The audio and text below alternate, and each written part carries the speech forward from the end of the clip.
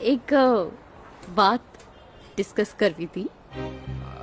હા last time આપણે મળેલા ત્યારે આપણી વચ્ચે જે થયું તું તને યાદ છે?